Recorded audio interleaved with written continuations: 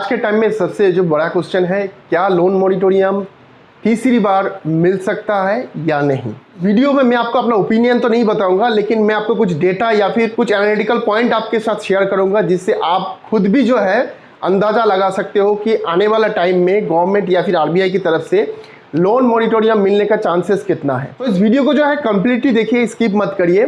और इस वीडियो में मैं एक एक पॉइंट जो है डेटा के साथ आपको बताऊंगा। सो दोस्तों, मैं हूं हसन, आप देख रहे हो नीड टू नो। अगर वीडियो अच्छा लगता है, नीचे दिए गए लाइक बटन को प्रेस करके मुझे फीडबैक दीजिएगा। और अगर अभी तक मेरे चैनल को आपने सब्सक्राइब नहीं किया है तो नीचे दिए गए सब्सक्राइब बटन को प्रेस करके सब्सक्राइब कर लीजिए, जिससे कि आने वाले टाइम पे moratorium, loan, credit card, banking, finance related video आपको मिलते रहे। तो चलिए दोस्तों, बात करते हैं मेन टॉपिक के ऊपर। दोस्तों, आज के टाइम में जो सिनेरियो है, हम सभी को पता है, पूरे देश में जो है कोविड का जो सेकेंड वेव है वो तेजी से बढ़ रहा है। और जो केसेस आ रहा है वो केसेस काफ़ी जो है चौंकाने वाला है। 3.5 लाख के ऊपर जो है पर डे केसेस आ रहे हैं। और इसका इम्पैक्ट ये हुआ कि देश के कई राज्यों में जो है पूरा लॉकडाउन कर दिया गया है, जैसे कि हो गया दिल्ली, हो गया महाराष्ट्र, हो गया केरल का कुछ जगह हो गया, और कुछ हिस्सों में जो है पार्शियल लॉकडाउन कर दिया गया है, नहीं तो 144 जो है लगा दिया गया है। और बाकी जो स्टेट है वो आने वाले टाइम में बहुत जल्द जो है आइदर लॉकडाउन, नहीं तो जो है पार्शियल लॉकडाउन, नहीं तो 144 उस जगह पे भी लग सकता है। तो अभी क्वेश्चन ये बनता है कि कौन कौन सा सिनेरियो है, या फिर कौन कौन सा सबूत, या फिर कौन कौन सा एंगल है जिससे कि आने वाला टाइम में मॉरिटोरियम मिल सकता है।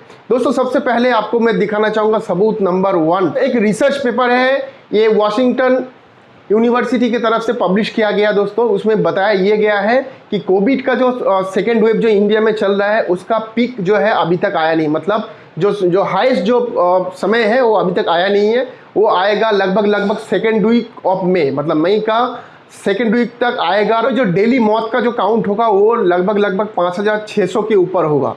आप अगर देखे होंगे कि आज के टाइम में जो संक्रमित लोगों का जो संख्या आ रहा है 3.5 लाख के आसपास, और जो डेथ का जो रेशियो है वो 2800 के आसपास। इसी रेशियो से अगर संक्रमित प्लस डेथ का काउंट अगर मैं कैलकुलेट करता हूं, और जो वॉशिंगटन यूनिवर्सिटी अमेरिका का जो रिसर्च पेपर है उसको अगर मैं दोनों को मार्च करूं, तो इसका मतलब ये हो रहा है कि मई का 10-12 तारीख तक जो डेली संक्रमित लोगों का काउंट है वो लगभग 7 लाख के ऊपर जा सकता है।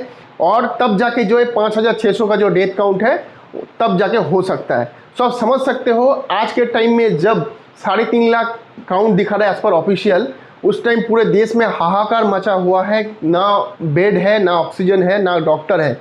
और अगर 7 लाख हो जाता है, मतलब काउंट ऑलमोस्ट डबल हो जाता है, तो आप समझ सकते हो देश का हालत क्या हो सकता है। तो इस सिनारियो में कोविड को जो है टैकल करने के लिए एक ही रास्ता बचेगा, देश का कोई भी स्टेट गवर्नमेंट हो या फिर सेंटर हो, वो है दोस्तों लॉकडाउन। और दोस्तों, अगर लॉकडाउन हो जाता है तो आरबीआई या फिर इंडियन गवर्नमेंट के पास दूसरा कोई ऑप्शन नहीं बचेगा मॉरिटोरियम देने के।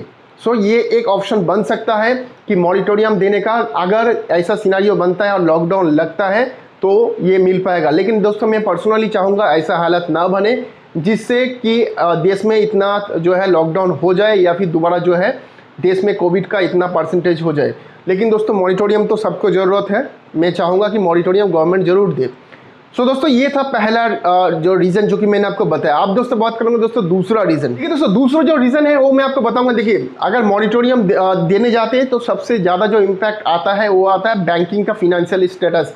जो फिनेंशियल जो इम्पैक्ट होगा वो सबसे बड़ा जो है रीज़न आता है मॉरिटोरियम ना देने का। क्योंकि आपने देखा होगा जब केस चल रहा था सुप्रीम कोर्ट में, तो गवर्नमेंट की तरफ से बार बार एक ही चीज़ को दोहराया गया कि मॉरिटोरियम फर्दर मत दीजिए, इससे देश का इकोनॉमी जो है चरमरा सकता है, वगैरह वगैरह वगैरह। लेकिन दोस्तों, आपको बता देना चाहूँगा, जो हाल ही में Q4 का जो रिजल्ट आया है, जो बैंक, बड़े बड़े जो बैंक है, HDFC हो गया, फिर ICICI हो गया, जो लीडिंग बैंक है, उन लोगों का जो रिजल्ट आया है उसमें साफ साफ दिख रहा है कि हर बैंक ने अच्छा खासा प्रॉफिट किया है।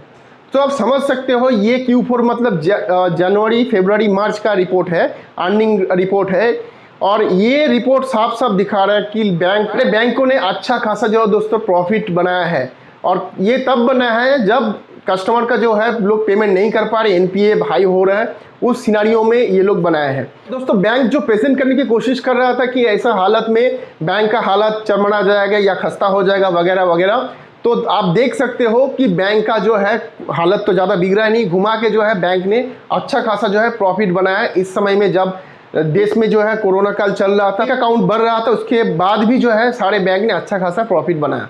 सो दोस्तों ये एक रीज़न है जो कि अगर कोई कंसीडर करता है आरबीआई या फिर सेंटर की मॉनिटोरियम देना चाहिए कि नहीं देना चाहिए, कि क्या बैंक का इम्पैक्ट होगा, तो ये एक अच्छा खासा डेटा रहेगा कि हाँ बैंक देखो ऐसा सिनेरियो में भी बैंक अगर कमाता है तो अगर मॉनिटोरियम दिया जाता है तो बैंक का उतना इम्पैक्ट नहीं पड़ेगा। सो ये एक रीज़न हो सकता है।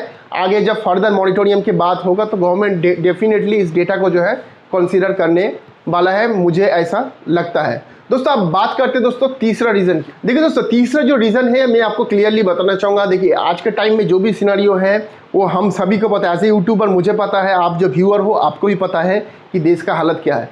लेकिन आपको नहीं लगता कि हमारा देश का जो अर्थ मंत्री है, फाइनेंस मिनिस्ट्री है, या फिर जो आरबीआई का गवर्नर है शक्तिकांत दास जी, क्या उन लोगों को पता नहीं है? इसका आंसर है बिल्कुल हाँ, उनको भी पता है कि देश का हालत क्या है, क्या लोग अपना ईएमआई भर पाएगा कि नहीं भर पाएगा, उनको भी पता है। लेकिन हाँ अपनी पब्लिकली जो है वो लोगों ने अनाउंसमेंट नहीं किया है कि हाँ फर्दर मॉनिटोरियम या कोई फर्दर रिलैक्सेशन हम लोग आपको देंगे। लेकिन आपको मैं यहाँ पे कुछ उन लोगों का बाइट दिखाना चाहूँगा जो कि उन्होंने बताया है। जो प्रेस कॉन्फ्रेंस में उन लोगों से क्वेश्चन पूछा गया था इसके बारे में, सो उसका जवाब देते उन्होंने बताया भी था। यहाँ पे आपको मैं दिखाना चाहूँगा, फाइनेंस मिनिस्ट्री का बयान था जो कि सीतारमन जी ने बताया था कि हम लोग जो है काम कर रहे हैं, जो सेकेंड वेव चल रहा है कोविड का उसके ऊपर रिलैक्सेशन देने के लिए काम कर रहे हैं। सो यहाँ से हिंट्स मिल सकता है कि आने वाला टाइम में हो सकता है मॉनिटोरियम दिया जा सकता है। सेकंड में दिखाना चाहूँगा शक्तिकांता दास जी का। उन्होंने यहाँ पे बताया है कि देखिए कि बहुत बड़ा चिंता की बात है जो सेकंड वेव चल रहा है। समझ सकते हो कि देश का अर्थमंत्री और देश का जो आरबीआई का जो गवर्नर है उनको भी ये चीज़ पता है, और पब्लिकली जो है भले ही वो लोग एक्सेप्ट ना करें लेकिन इंटरनल जो है डेफिनेटली डिस्कशन हो रहा है, और इसके ऊपर जो है रोड मैप भी प्रिपरेशन हो रहा है। क्योंकि आपको बताना चाहूँगा कि जो हालत आज से 1 साल पहले है आज के टाइम में भी वैसा ही हालत बन चुका है। कुछ लोग जो है ठीक से दोबारा पेमेंट करना शुरू किए थे, लेकिन जैसे ही ये कोविड का सेकेंड वेव चालू हुआ बहुत लोगों का दोबारा से जो है जॉब जाना या फिर काम करना बंद हो चुका है, और फिर जो सिनारियो 1 साल पहले बना था वैसा सिनारियो बन चुका है। तो दोस्तों ऐसा अगर सिनारियो कंटिन्यू चलता रहा तो डेफिनेटली लॉकडाउन की ओर जो दोस्तों देश बढ़ रहा है, और अगर लॉकडाउन होता है तो डेफिनेटली मैं आपको बताऊंगा 200% चांस है कि मॉनिटोरियम आपको मिल जाए। लेकिन यहाँ पे मेरा एक पॉइंट ऑफ व्यू आपसे शेयर करना चाहूँगा कि लास्ट साल जैसे कि आपने रियलाइज किया होगा कि मॉनिटोरियम देने के बाद आपका जो ईएमआई काउंट है वो कितना बढ़ गया था। किसी का 12 था हो गया 24 या 30, किसी का 20 था, किसी का हो गया 30, किसी का 50 था हो गया 80।